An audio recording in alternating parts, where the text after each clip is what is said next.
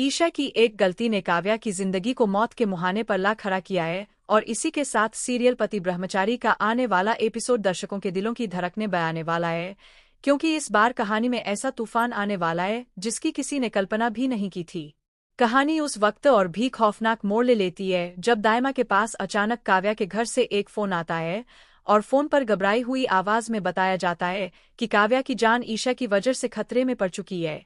यह सुनते ही दायमा के पैरों तले जमीन खिसक जाती है, उसका गुस्सा सातवें आसमान पर पहुंच जाता है और बिना कुछ सोचे समझे वह सीधे ईशा के सामने पहुंचती है।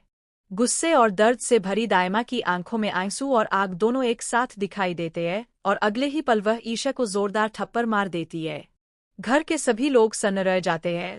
कोई समझ नहीं पाता कि जो दायमा हमेशा संयम और संस्कार की मिसाल मानी जाती थी, उसने आज ईशा पर हाथ कैसे उठा दिया। लेकिन दायमा यही नहीं रुकती, वह गुस्से में ईशा को घसीटते हुए घर से बाहर निकाल देती है और कांपती आवाज में चिल्लाकर कहती है कि तुम्हारी वजह से आज मेरी बच्ची की जान खतरे में पड़ गई है। अगर उसे कुछ हो गया तो मैं तुम्हें कभी माफ नहीं करूंगी। दायमा के इन शब्दों से पूरा घर सहम जाता है और ईशा के पैरों के नीचे से जमीन खिसक जाती है, क्योंकि उसे खुद समझ नहीं आ रहा होता कि आखिर उसकी वजह से काव्या की हालत इतनी गंभीर कैसे हो गई। डर, पछतावे और अपराधबोध से भरी ईशा बिना एक पल गवाए सीधे काव्या के पास जाने का फैसला करती है। उधर अस्पताल में काव्या को गंभीर हालत में भर्ती किया गया होता है। डॉक्टर उसकी हालत को नाजुक बताते हैं और कहते हैं कि उसकी जान अभी भी खतरे में है। काव्या के चेहरे पर तेजाब जैसी खतरनाक चीज फेंकी गई होती है, जिसकी वजह से उसका पूरा चेहरा बुरी तरह झुलस चुका है और हर कोई यह देखकर कांप उठता है कि किसी ने इतनी निर्दयता से यह हरकत कैसे कर दी। इसी बीच यह बात फैलाई जाती है कि यह सब कुछ आरव ने किया है और बिना किसी सबूत के आरव पर उंगली उठा दी जाती है। लेकिन असली सच्चाई इससे कहीं ज्यादा डरावनी है, क्योंकि यह काम आरव ने नहीं बल्कि बिया ने किया होता है, जो अपनी नफरत और जलन में अंधी होकर इतना बड़ा गुनाह कर बैठती है।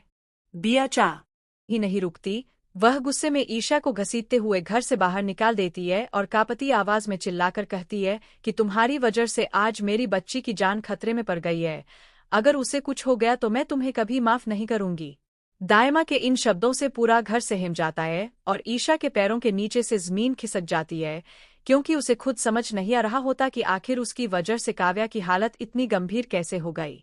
डर, पछतावे और अपराधबोध से भरी ईशा बिना एक पल गवाए सीधे काव्या के पास जाने का फैसला करती है। उधर अस्पताल में काव्या को गंभीर हालत में भर्ती किया गया होता है। डॉक्टर उसकी हालत को नाजुक बताते हैं और कहते हैं कि उसकी जान अभी भी खतरे में है। काव्या के चेहरे पर तेजाब जैसी खतरनाक चीज फेंकी गई होती है, जिसकी वजह से उसका पूरा चेहरा बुरी तरह झुलस चुका है और हर कोई यह देखकर कांप उठता है कि किसी ने इतनी निर्दय